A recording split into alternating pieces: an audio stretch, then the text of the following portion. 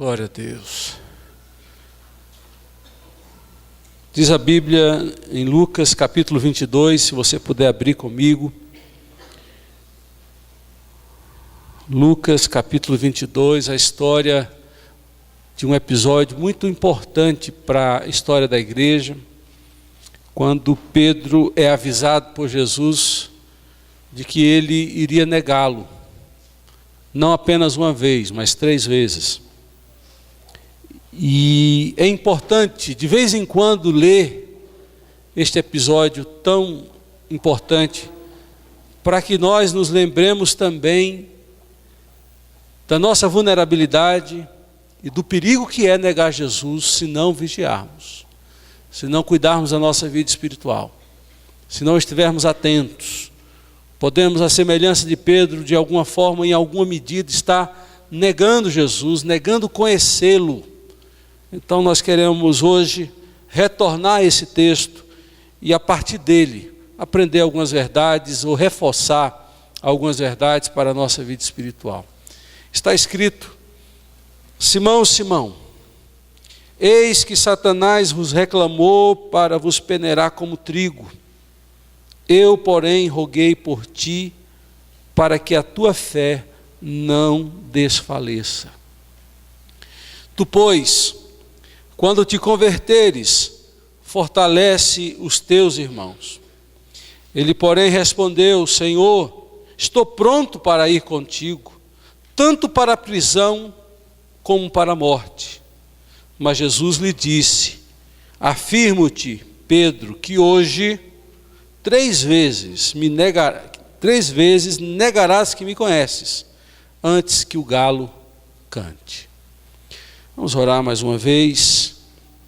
Senhor, nós também queremos aprender com as histórias de cunho negativos, de erros, para não repeti-los. Nós estamos agora em Tua presença com os nossos corações abertos para ouvir dos Teus lábios, Senhor, a mesma exortação que o Senhor deu a Pedro, para que não se ache em nós atitudes, gestos de negação, de recuo, de covardia, de medo de assumir a nossa relação, o nosso compromisso com o Senhor. Ó Deus, abra não apenas o nosso entendimento, abra também, Senhor, os nossos corações, para que possamos, firmados em Ti, sairmos daqui com a determinação de anunciar, de afirmar e não negar o Teu nome. É assim que pedimos no nome de Jesus. Amém. Ninguém gosta de ouvir: eu avisei. Ninguém gosta. Porque normalmente quem está ouvindo essa expressão, eu avisei, é porque não deu ouvidos a um alerta de perigo que outra pessoa viu e se antecipou e disse: toma cuidado, vigia, anda prudentemente. Minha sogra que gosta de dizer: quem não ouve cuidado, ouve coitado. Quem não ouve cuidado, ouve coitado. De alguma forma é isso que Pedro passou. Pedro foi avisado por Jesus. E mesmo assim, continuou no caminho do erro até de fato consumá-lo, até se cumprir o que Jesus disse que poderia acontecer e que iria acontecer. A história de Pedro não é apenas a história de Pedro. De alguma forma, em alguma medida, a história de Pedro é a história de todos nós.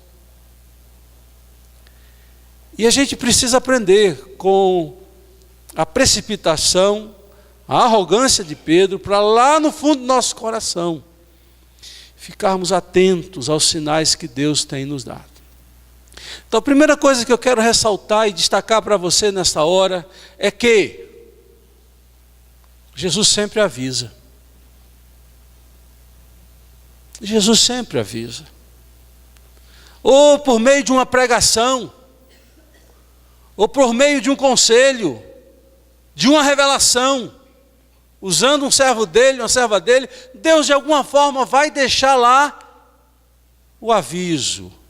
Cuidado, preste atenção. Deus sempre avisa. O problema é que nós não escutamos.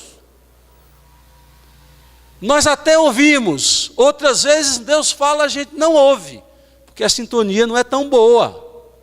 A nossa comunhão não está tão afinada com Deus. E Deus está falando, muitas vezes gritando, e a gente continuando na nossa ação obstinada em direção ao erro, em direção ao mal feito.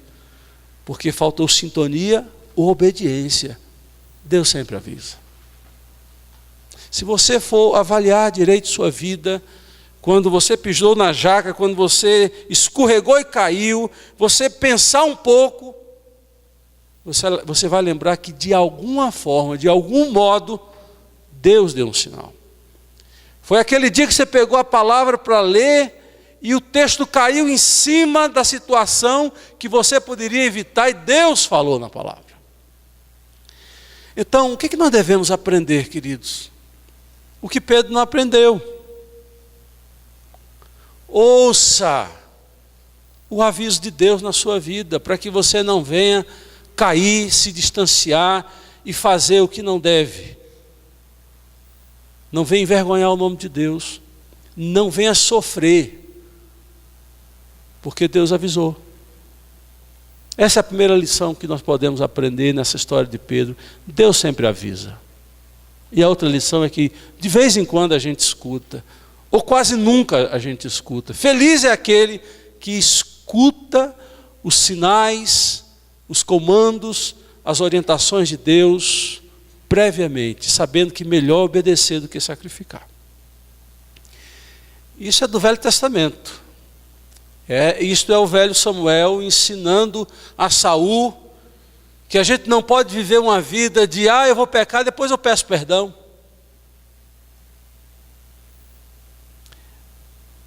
O velho Samuel disse: melhor é obedecer do que o sacrificar. E quando nós ouvimos Deus, os avisos de Deus, nós não vamos precisar sacrificar, sofrer os transtornos de um erro, de uma falha, de um pecado que tem repercussões em nossas vidas. Pedro foi avisado. Outra coisa que nós devemos aprender nesse texto é que a nossa vida está inserida em um conflito espiritual, em uma grande batalha, que na maioria das vezes você não consegue ver com seus olhos físicos, mas ela está acontecendo. Há uma fúria maligna para que você não cresça, para que você não saia do estado da sua fé hoje. Ou melhor, há um desejo profundo do diabo para que você regrida e, se possível, abandone a sua fé. E ele vai envidar todos os esforços para que você tenha alguma decepção, para que você vá se acostumando com a religião, com o espiritual, e não dê o devido valor espiritual, para que você vá se calejando em ouvir e não praticar. Ele tem várias técnicas milenares para que você venha perder força espiritual, venha perder comunhão com Deus, venha paralisar na sua fé. Se você olhar para a sua vida, você tem como avaliar isso. Há quantos anos você está como está hoje? Nada mudou. Ou pior, será que você regrediu na sua fé, na sua afetividade com Deus, no seu amor a Deus, no seu serviço? Como você está hoje? Se você regrediu, saiba, o inimigo de alguma forma venceu algumas batalhas na sua vida. Jesus olha para Pedro e diz assim: Simão, Simão, que é a forma hebraica, Shimon, Shimon, Shimon, Satanás te requereu, Satanás pediu autorização para te peneirar como trigo, para te moer, para quase te destruir. O inimigo tem um ódio eterno àqueles que foram resgatados da mão dele. Daqueles que foram tirados da mão de Satanás, agora estão no reino de Deus. Ele não para e ele não vai desistir de alguma forma arranhar e estragar a sua vida. Por isso que você depende de Deus e precisa estar ciente de que você vive no meio de um conflito espiritual e que você precisa repreender o inimigo, não agradar o inimigo e sim agradar a Deus, lutar para manter a sua vida espiritual na presença de Deus, lutar para que o seu coração não se apegue ao mundo e não seja atraído pelas coisas que o inimigo coloca como comidas apetitosas diante dos seus olhos, senão você vai virar presa fácil, você vai se enfraquecer. E nós sabemos, queridos, o reino animal ensina, o que o diabo faz não é nada diferente do que está no reino animal. Ele tenta derrubar os fortes, mas sobretudo, ele vai atacar os fracos da manada. Aqueles irmãos que estão ali, vêm para a igreja, de vez em quando, oram raramente, leem a Bíblia no começo do ano e no final do ano, por desencargo de consciência, não cuida da sua vida, ele vai te tirar da manada e vai te atacar. É um conflito espiritual. Por outro lado, tem uma notícia boa. O diabo não vai chegando na nossa vida, mesmo quando a gente dá lugar. Mesmo quando a gente dá lugar, ele não vai chegando e vai metendo a mão. Não é casa de mãe Joana, não. Você e eu podemos estar em pecado, mas eu sou dele, comprado por sangue. O diabo não vai chegando. Não chegou em Pedro, e eu vou explicar que Pedro deu lugar. Num linguajar muito comum nas igrejas mais pentecostais, no neopentecostal, deu brecha. Mas a gente sabe pela história de Jó, que Jó não deu brecha, não deu lugar, e mesmo assim, Deus permitiu que o diabo o tentasse de várias formas. Basta ler a história de Jó. Como o diabo tentou balançar a fé de Jó e não conseguiu, mesmo ele perdendo bens, filhos, saúde, etc, etc. Pedro deu lugar. Se você prestar atenção do versículo 24 ao versículo 30, os discípulos vêm caminhando com Jesus e há uma conversa muito intensa entre eles, uma disputa partidária de poder terreno e de saber de quem era o maior entre eles, quem gozava de reputação, presença ao lado de Jesus. E eles vêm dizendo, olha, eu sou o maior, no reino eu vou sentar à direita. E o que dá a entender é que Pedro também está envolvido nesse negócio aqui. Não é só Tiago e João e os demais que vêm conversando, querendo aparecer na foto, ser papagaio do pirata. Não, o próprio Pedro. E é nesse desejo de ser servido, de ser honrado, de ser maior do que os outros, que o diabo mais gosta. Porque isso nada mais é do que vaidade. Do que querer ser maior. E qual foi o erro de Satanás? De Lúcifer, quando ainda habitava no céu? Ele queria ser maior do que Deus. O desejo do coração do diabo é tão intenso que quando ele encontra Jesus no deserto, esse vírus da arrogância, da prepotência, da superioridade, estava lá no coração dele ainda. Ele disse, tudo te darei se prostrado me adorares e reconheceres que eu sou o grande Lúcifer. Está lá no coração dele. E toda vez que esse mesmo sentimento está no coração daqueles que são filhos de Deus, está num coração estranho, não deveria estar. Porque se somos filhos de Deus, o que deveria estar no nosso coração é abrir mão da sua glória. E homem se fez, se humilhou, se encarnou, viveu entre pecadores como Jesus fez. Jesus faz o contrário, abriu mão da sua glória. Não usou por usurpação ser igual a Deus, está lá em Filipenses capítulo 2. Antes a si mesmo se humilhou, tomando a forma de homem. A arrogância, o desejo do poder, o desejo de ser maior e se achar na capacidade, na condição de julgar ou de pisar os outros, isso não vem do Espírito de Deus, isso não vem de Deus, isso vem do seu coração maligno, que dá lugar ao diabo, e quando dá lugar ao diabo, você está em sérios riscos. Sérios riscos. Eu tenho certeza, queridos, que é aí que Jesus começa a contar para Pedro que estava por trás da vista humana, daquilo que está no campo espiritual.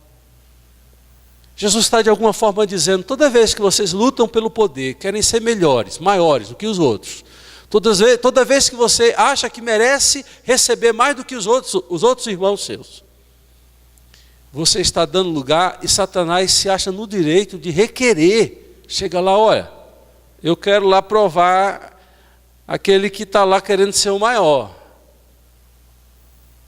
No caso de Jó, Deus liberou, porque Deus confiava em Jó. Quando o diabo pediu permissão a Deus para tocar em Jó, Deus falou para o diabo, viste meu servo Jó, homem reto, íntegro, temente a Deus, que se desvia do mal. Deus sabia que podia confiar. Agora, será que Deus pode confiar em você?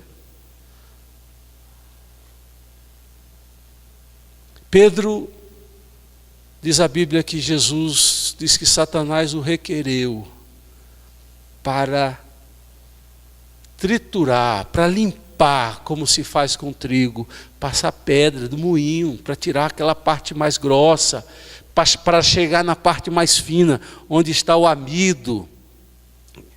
Que a gente gosta do pãozinho quente, lembra? Aquela parte, mas tem que moer. Satanás quer tirar o nosso couro. Mas tem outra lição tremenda aqui. Jesus ora por nós. Eu intercedi por ti. Eu intercedi por ti. Eu fico imaginando quantas vezes Jesus disse assim, ô Pai, tem misericórdia de Luciano, não aprende. Dá mais uma chance para ele, Jesus. Que seja só um foguinho que tira metade do cabelo. Mas não toca, não deixa fazer um traumatismo craniano nele, não. Jesus ora por mim e por você. Essa é uma lição, uma mensagem maravilhosa. Jesus olha para você e intercede por você.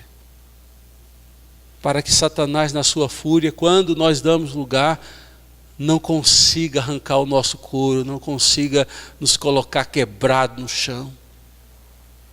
Eu intercedi por ti, Pedro. Você não merecia não, Pedro. Mas eu intercedi por você. Jesus ora por nós. E mesmo quando a gente dá lugar ou não dá lugar, o diabo sempre vai ter que requerer. E Deus sabe, o bom de Deus é que Deus sabe o limite. Quem estuda a história de Jó, e eu já tive a oportunidade de gastar um tempo estudar e ver essas permissões que Deus faz, a primeira permissão que Deus faz é assim, pode tocar em tudo que ele tem. Mas você não pode tirar a vida dele, você não pode tocar no físico. É tirado dele tudo. Aí Satanás volta, e Deus disse assim, viste meu servo Jó? E Satanás, magoei. Eu vi. E aí, conseguiu o seu propósito? Não.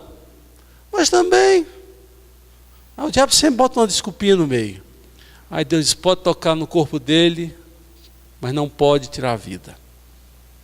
Deus vai dizendo até onde, porque Deus, quando delimita, Deus vai dando forças para que a gente consiga suportar. E é por fases. Porque até mesmo quando Deus usa o diabo para nos provar, ele tem um propósito de nos resguardar para que eu não seja destruído. Para que até mesmo quando o diabo vem na sua fúria, querendo nos atingir, ele possa ser impedido na sua fúria de agir contra nós. Essa é uma mensagem maravilhosa que o nosso coração tem que se alegrar profundamente. Agora veja bem, a ação do inimigo contra a nossa vida, a sua fúria, o seu desejo de nos ver caído, vai depender de como eu estou cuidando do meu sistema imunológico da fé. Você sabe que tem doenças oportunistas, nós temos aqui alguns médicos da igreja, e quando o nosso sistema imunológico cai na sua resistência, essas doenças que já estão ali, vírus ou alguma coisa, têm um potencial de ressurgir e de se instalar, porque o nosso sistema imunológico baixou. Da mesma forma a nossa fé. Jesus, quando diz que ele rogou por Pedro, e diz para que a tua fé não desfaleça. Jesus está dizendo que quando o inimigo nos ataca, ele vai ver o estado da nossa fé como Deus vê o estado da nossa fé. Deus sabe o estado da nossa fé. O diabo sabe o estado da nossa fé. Mas muitas vezes nós não sabemos o estado da nossa fé. Por isso que muitas vezes nós nos equivocamos de como nós estamos espiritualmente.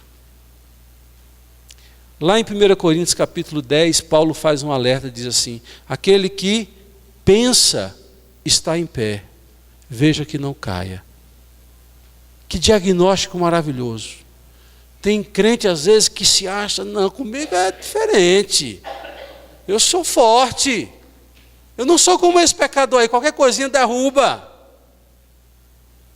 Porque nós não sabemos muito bem diagnosticar a nossa fé, o estado da nossa fé, o nível de resistência imunológica da nossa fé. Aí passa o ventinho, uma friaginha de leve, está ainda tchim, tchim, tchim. Na fé. E isso nos faz presas fáceis para o inimigo. Deus sabe o perigo da nossa fé desfalecer. Eu intercedi por ti, Pedro, para que a tua fé não desfaleça. E a gente acha normal. A gente acha normal. Ah, faz uma semana que eu não leio a Bíblia. Tem um mês que eu não vou na igreja. Eu não estava com vontade, não fui. É assim? Você é escravo da sua vontade. Ah, vai esperando. Você olha para a esteira assim, eu não estou com vontade de ir para a esteira. Bom, aí você vai viver em cima da sua vontade. Olha para a esteira, ela olha para você e você diz assim, ah, não vou para você não. Você vai ficar só esse mês inteiro, não vou subir em você. Quem vive esperando a vontade espiritual aparecer para fortalecer a fé, vai cair. O primeiro erro nosso é pensar que estamos em pé. Segundo erro é não cuidar para que a nossa fé esteja firme, esteja sadia, esteja no crescente.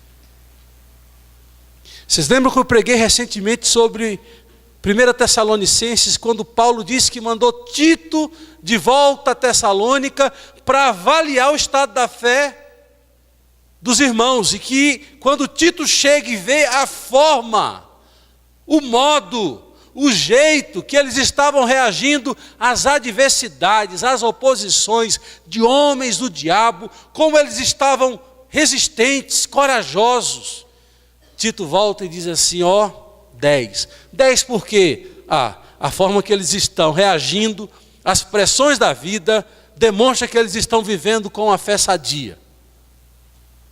Então, em última análise ou instância, como nós reagimos determina o estado da nossa fé. Se você é uma pessoa que sempre está mal-humorada, sempre pessimista, se descuidando dos princípios da sua vida e do seu crescimento espiritual, não cuidando, esses sinais apontam como você está, e pior, revela que você é presa fácil, alvo certo. E Jesus está orando por você, mas não é Ele orar só por você. É você cuidar da sua fé. Nós não podemos contar, porque isso é tentar a Deus. Nós não podemos tentar deixar que Jesus fique orando por nós, confiando na oração dele, sem fazer nada. Cabe a Jesus orar na sua graça maravilhosa, na sua misericórdia, para que Satanás não nos destrua, mas cabe a mim me fortalecer na fé para enfrentá-lo, para que no final quem corra seja ele, e não nós. Tem algumas pessoas que dizem assim: pastor, eu não gosto que fale do diabo não. Esse negócio de falar no diabo, vamos falar só de Jesus. Eu acho que foi isso que aconteceu na seleção brasileira. Vamos falar dos alemães não. Vamos falar dos alemães. Não tem nada a ver falar dos alemães. Aí quando chegou no jogo, meu querido, só tinha brasileiro tonto, correndo para lá para cá, e gol do Brasil. 5 minutos para terminar o jogo, gol da Alemanha. Está apagando a luz, gol da Alemanha. O pessoal entrou no ônibus, gol da Alemanha. Era gol em cima de gol, porque ele não sabia nem o que estava acontecendo, nem para onde ia. É muitas vezes assim que nós nos encontramos, goleada, porque nós não estamos preparados. E olha, não é que quando você ora, quando você busca a Deus, ser obediente, ser sensível a Deus, que você vai se tornar melhor do que ninguém, você vai ter um suporte melhor.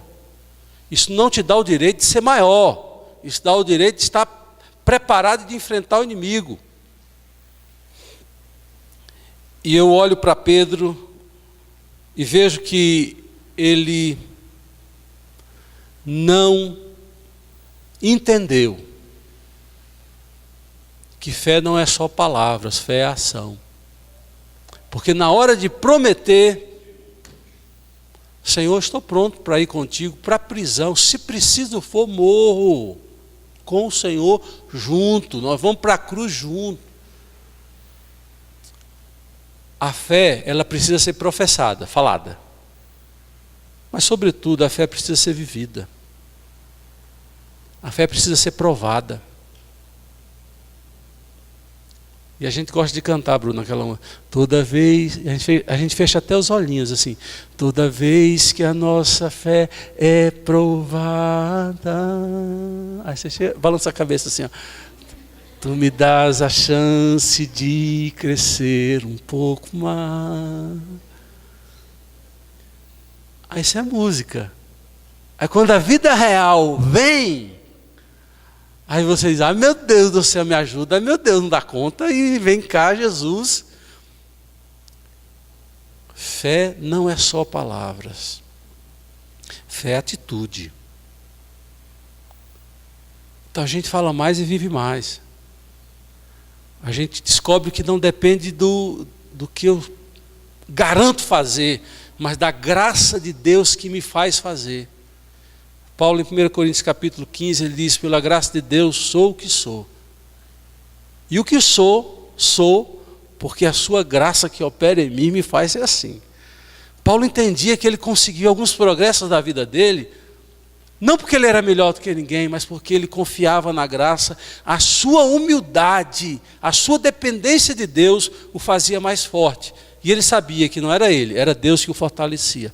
Tudo posso. Aí ele já, em Filipenses, ele vai dizer, tudo posso naquele que me fortalece. Não é o braço humano, não são as estratégias humanas, mas é essa humildade, essa dependência de Deus que nos capacita para resistir e vencer. Então, como é que está o estado da sua fé? Está aqui. Eu, porém, roguei por ti para que a tua fé não desfaleça. Agora, uma coisa que eu quero ainda trazer, tem a ver com o que eu disse há pouco, mas é importante trazer nesse momento. Nós precisamos nos conhecer. Talvez seja esse um desafio de todos nós. Às vezes nós temos visões equivocadas a respeito de nós mesmos. E preste atenção nisso que eu vou dizer, que é muito importante. Há dois extremos. O primeiro extremo são aquelas pessoas que estão sufocadas por uma baixa estima e uma conceituação defasada a respeito de si próprias. Eu não valho nada. Eu não sei cantar. Eu não sei pregar a palavra. Eu não sei isso. Então, bom mesmo é aquele irmão lá, olha como ele canta bonito, olha como ele fala bonito, olha como ele dá aula bonita. Eu não sei nem mexer com criança, nem dar uma aula para uma criança. Aí começa a se desvalorizar e a apagar todo e qualquer potencial que há nelas, porque elas são negativistas a respeito de si mesmas. Esse é um polo. O segundo polo e o segundo extremo são aquelas pessoas que são muito confiantes em si mesmas, e elas dizem assim, eu garanto, elas nem pensam, elas já assumem o compromisso. Elas têm um conceito muito elevado a respeito delas mesmas, e são dois extremos perigosos. Pastor, mas ter um bom conceito de si mesmo, isso não é fé? Nem sempre. Pedro teve um bom conceito a respeito dele mesmo. Você pensa que Pedro não achava que ele dava conta? Você pensa que Pedro, quando disse, Senhor, eu vou contigo para a cruz, é para ir para a cadeia, naquela hora, emocionalmente, ele iria. Mas a emoção passa, o sangue esfria, e a gente pensa assim, rapaz, foi o que eu falei mesmo, hein? Onde é que eu estava com a cabeça mesmo, quando eu disse que ia fazer isso tudo? E a gente se empolga, é igual aquela situação de um rapaz que estava vendo alguém amansar um cavalo, e um deles disse assim, rapaz, você tem cara que sabe fazer isso. Ele disse, sei não. Rapaz, olha teu jeito, teu porte, tem todo jeito para montar num cavalo desse e amansar. Isso é mesmo? Rapaz, você é um cara bom. Aí ele disse, eu sou mesmo. Deixa eu montar aí. Ele se montou no cavalo, primeiro pulo, ele pá no chão. Aí ele levantou. Quem foi aquele miserável que disse que eu sabia montar no cavalo?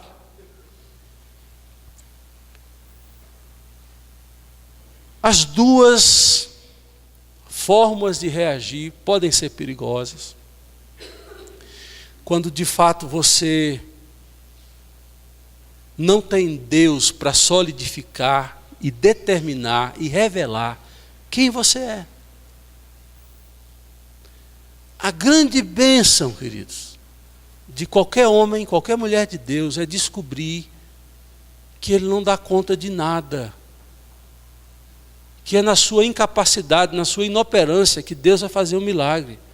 Não é porque você quer e pode, é Deus que vai te fazer poder. Eu gosto muito de Moisés, naquela forma medrosa de dizer, Senhor, não dou conta, Senhor, tem uma língua pedada, eu não vou conseguir falar para Faraó. E ele coloca uma porção de desculpas.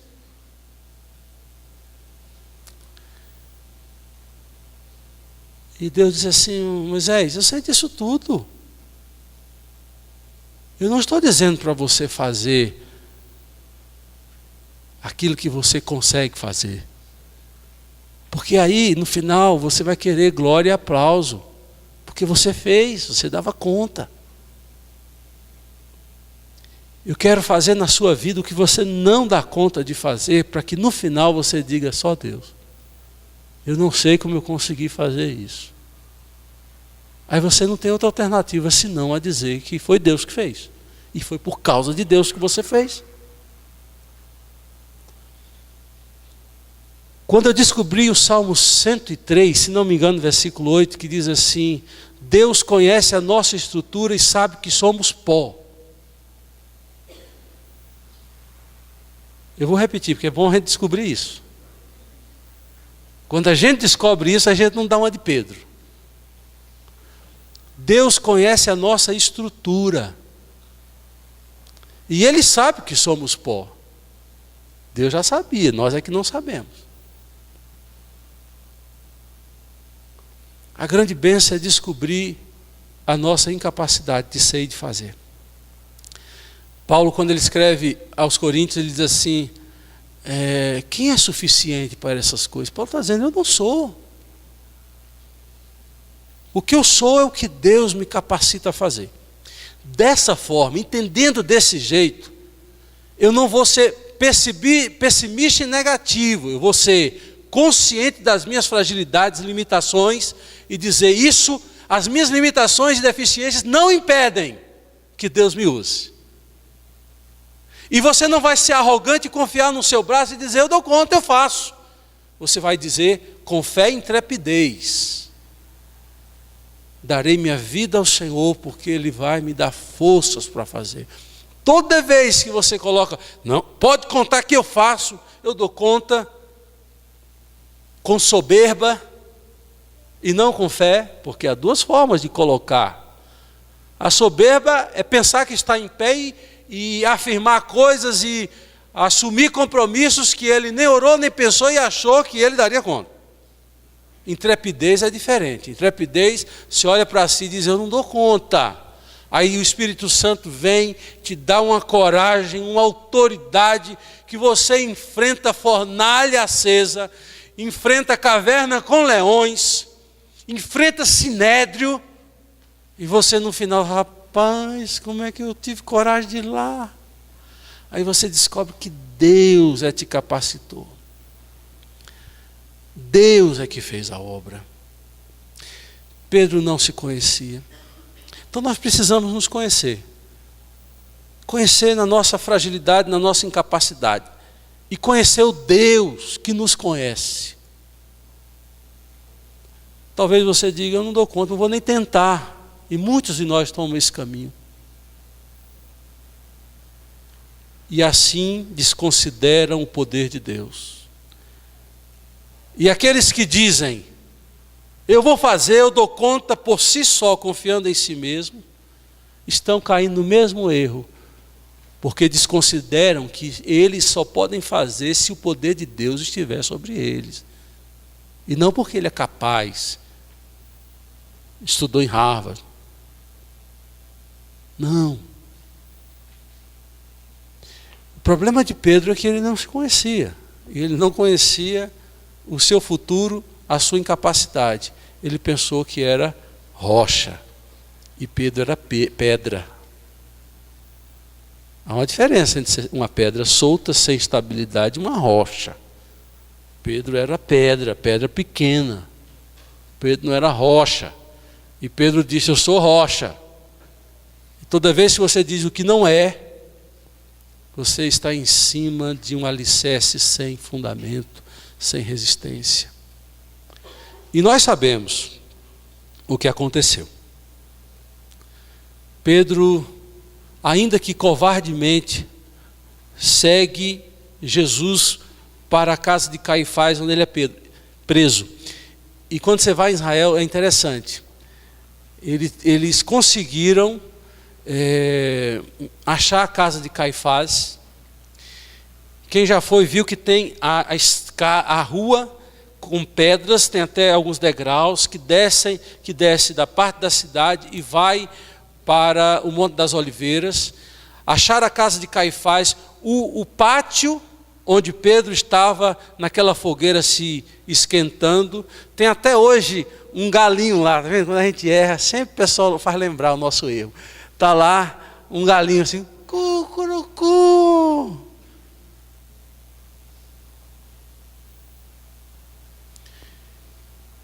E ali, naquele pátio, nós já estivemos algumas vezes ali. Pedro, ainda na sua covardia, esteve ali seguindo Jesus, mas na hora do aperto, negou. Negou 3 vezes. Quando ele negou pela 3ª vez, o galo canta, ele lembra. O Senhor me avisou. Eu quero ainda olhar para esse texto e descobrir uma coisa muito importante. Que Jesus ele tem uma capacidade de investir naqueles que o decepcionaram, que nós muitas vezes não temos. Pedro fez com Jesus um papelão. Mesmo que Jesus soubesse que ele iria fazer isso, Jesus soube lidar com isso muito melhor do que nós lidamos. Porque muitas vezes nós não sabemos lidar com quem nos deixa na mão, com quem nos trai, com quem prometeu algo conosco que na hora H não compareceu. Jesus sabe lidar com isso e a gente precisa aprender com isso.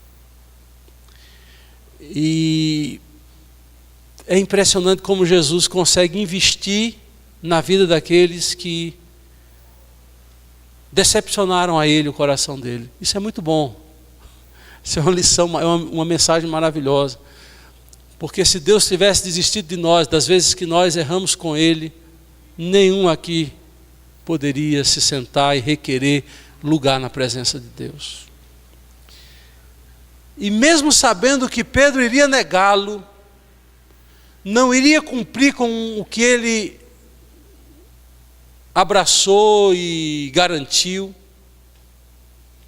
Jesus já pensa na restauração dele futura.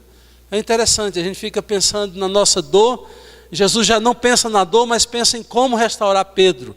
E diz, quando te converteres, cuida, apacenta os teus irmãos.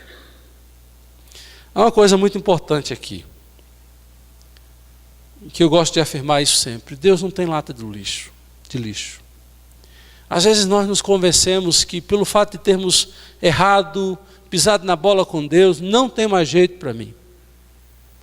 Jesus olha para Pedro e diz assim, você ainda vai se levantar dessa queda, e quando você estiver recuperado, você vai ter a missão de cuidar dos seus irmãos.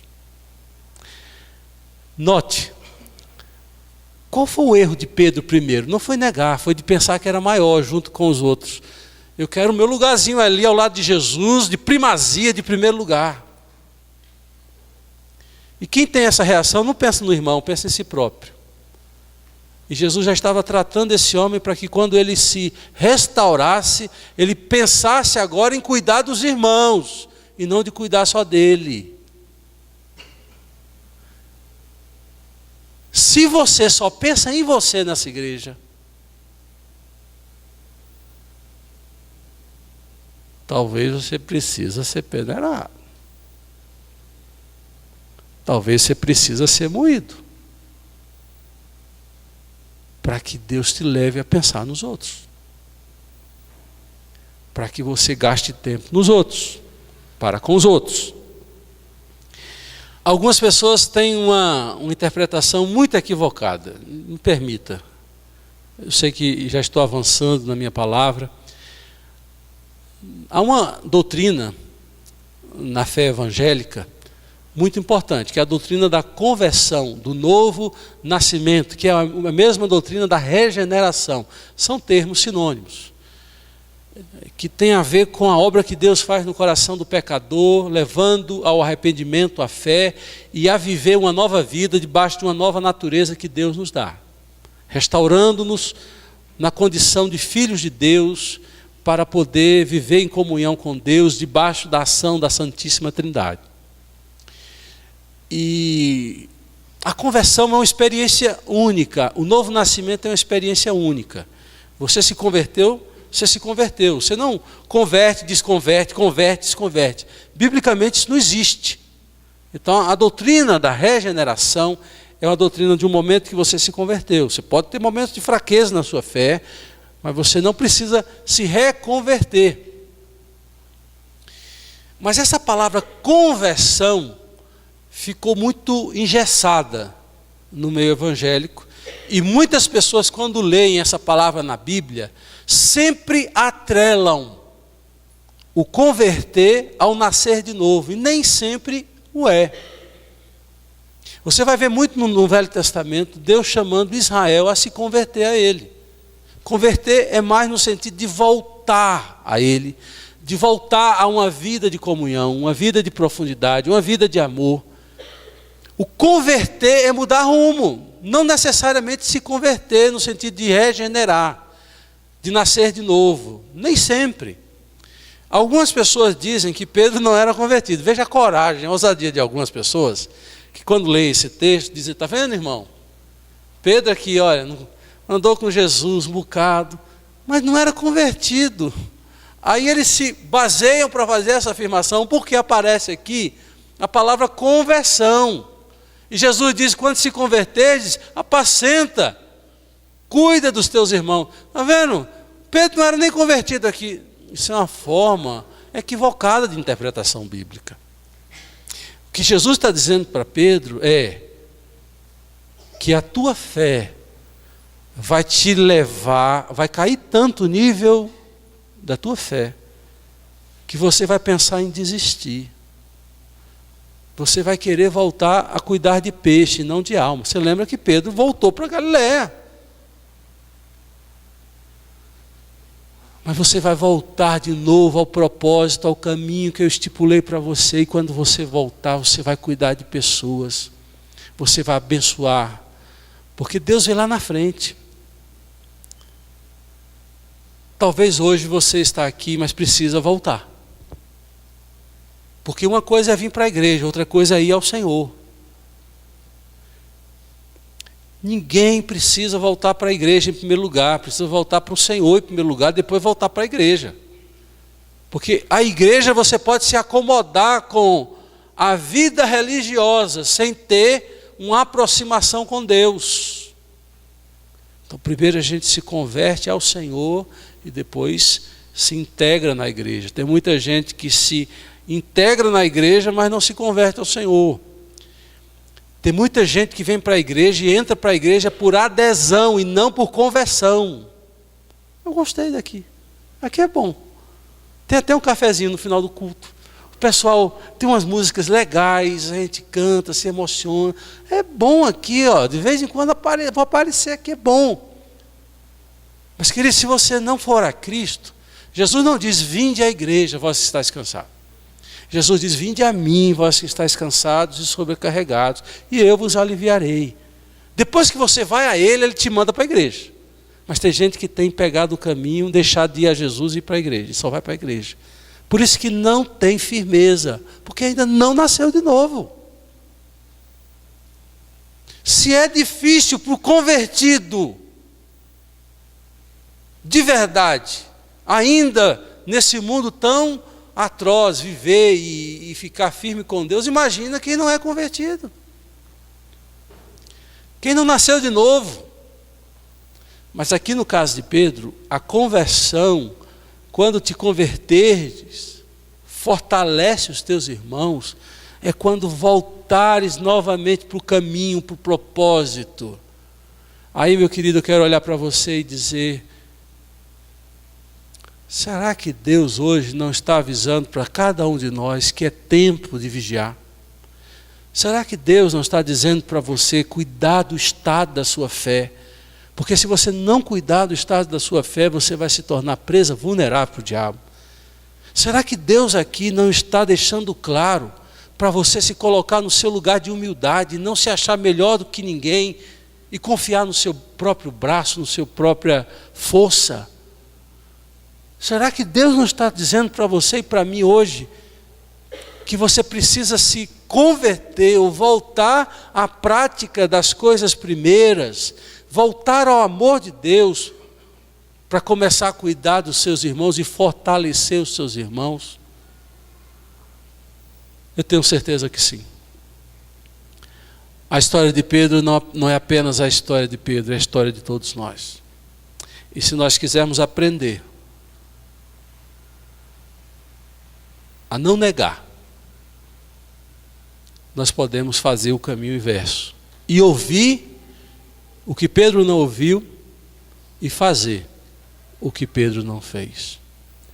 Que Deus tenha misericórdia de nós e que continue a interceder por nós, para que possamos conseguir na nossa vida espiritual aqui na terra não ser presa fácil para o inimigo.